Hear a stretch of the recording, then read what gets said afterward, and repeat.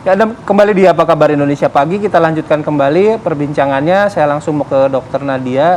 Dok, dengan kebijakan ini katakanlah yang kita ambil yang 10 hari otomatis jadi hijau begitu ya.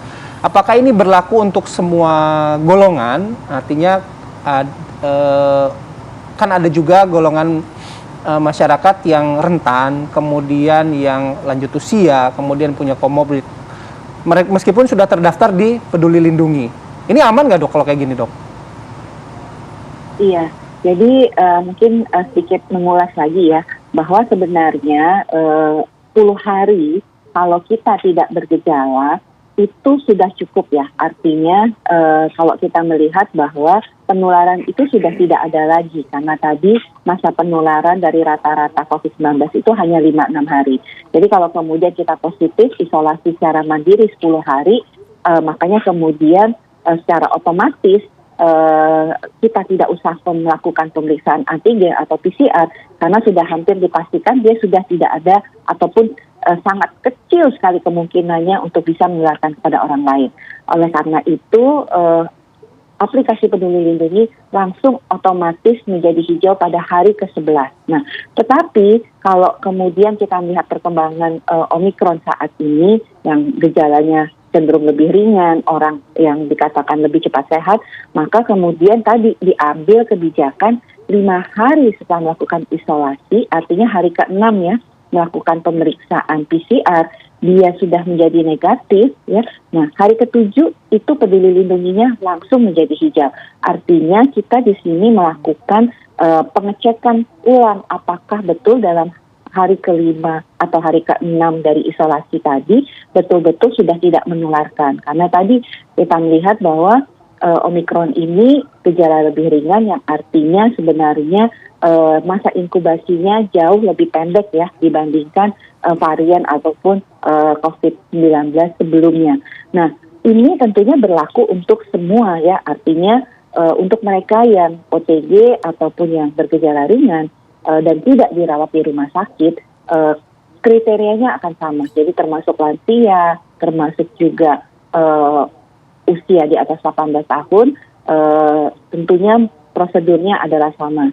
Tetapi memang yang membedakan adalah kalau kita dirawat di rumah sakit. Kalau dirawat di rumah sakit itu memang hasilnya akan diperiksa dan Peduli Lindungi itu akan membaca selalu hasil yang positif. Jadi kalau misalnya kita dirawat di rumah sakit 11 hari, kalau tidak ada pemeriksaan laboratorium berarti memang akan langsung hijau. Tapi kalau kita di rumah sakit di hari ke-7, hari ke-8 kita periksa, kemudian laboratorium mencatatkan kita bahwa kita masih positif, maka dia tidak otomatis berubah menjadi hijau. Oke, berarti catatannya memang hanya untuk yang bergejala ringan ya dok ya? Iya. Kebijakan ini ya dok ya? Dan tidak bergejala, betul. Ya. Dan tidak bergejala. Dokter Nadia, iya.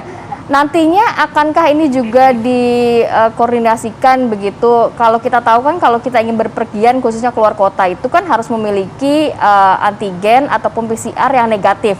Sedangkan kalau di Peduli Lindungi dan dari Kementerian Kesehatan dengan adanya kebijakan ini kan menandakan bahwa 10 hari ini sudah tidak bisa menularkan lagi, dalam arti tidak berbahaya lagi. Nantinya akan ada koordinasi nggak sehingga orang-orang yang misalnya saya mau ke Bali tapi PCR saya masih terus-terusan positif, sedangkan sudah lewat dari mungkin 14 hari. Nantinya akan ada koordinasi seperti itu nggak untuk penerbangan maupun kereta api? Iya. Jadi ini tentunya untuk masyarakat yang dinyatakan positif setelah melakukan isolasi. Dan umumnya kalau setelah 10 hari ya dilakukan pemeriksaan, sebagian besar itu sudah negatif ya. Jadi tentunya kalau dia akan melakukan perjalanan seharusnya sudah kalau melakukan pemeriksaan tes antigen ya ataupun pemeriksaan PCR itu dalam setelah 10 hari kalau dia tidak bergejala, hasilnya umumnya negatif. Atau kalau kalau dia bergejala, maka ingat bahwa harus ada tambahan 3 hari bebas gejala ya, baru kemudian dipastikan hasil tes antigen atau PCR-nya negatif. Umumnya seperti itu sebagian besar. Oke, baik kita ke Dokter Boni, kalau melihat mungkin masukan kepada Kemenkes mengenai hal ini, ada poin-poin tambahan nggak, Dokter? Ya, saya kira sudah cukup baik ya. Jadi ya kalau saya dibanding sebelum-sebelumnya begitu ya. Sekarang lab-lab yang memeriksa PCR COVID sudah terdaftar, bahkan juga ada di aplikasi Peduli Lindungi begitu ya. Kemudian kalau misalnya mau minta obat juga bisa dilayani lewat telemedicine, dan kemudian obat bahkan diantar ke rumah. Buat saya itu untuk yang isoman ya di rumah, menurut saya itu sangat membantu masyarakat. Hanya memang kemarin itu yang terkendala adalah kalau Sabtu Minggu. Mungkin verifikasinya juga lebih lama ya Bu Nadia, mungkin di pusat karena hari libur gitu. Karena jadi status positif itu harus diverif dulu di pusat. Artinya memang dari daerah dulu, kabupaten, kota, kemudian kementerian, nanti setelah ACC baru bisa mengakses layanan telemedicine ya. Kemarin sih itu aja yang kadang-kadang masyarakat mengeluh. Kalau misalnya di hari kerja sih rata-rata cepat ya, 1-2 hari gitu obatnya sudah sampai begitu. Jadi banyak yang terbantu Bu. Tapi sebenarnya kalau baiknya untuk yang isoman lewat ya, Dokter Boni, kalau untuk yang memang sudah isoman 10 hari, memang sudah bisa beraktivitas lagi ya, dalam arti masuk kerja, kemudian bepergian, sudah nggak apa-apa ya? Sudah nggak apa-apa. Pengalaman saya juga kalau ngerawat pasien biasanya 1 minggu itu udah nggak ada gejala, paling tinggal pemulihan begitu.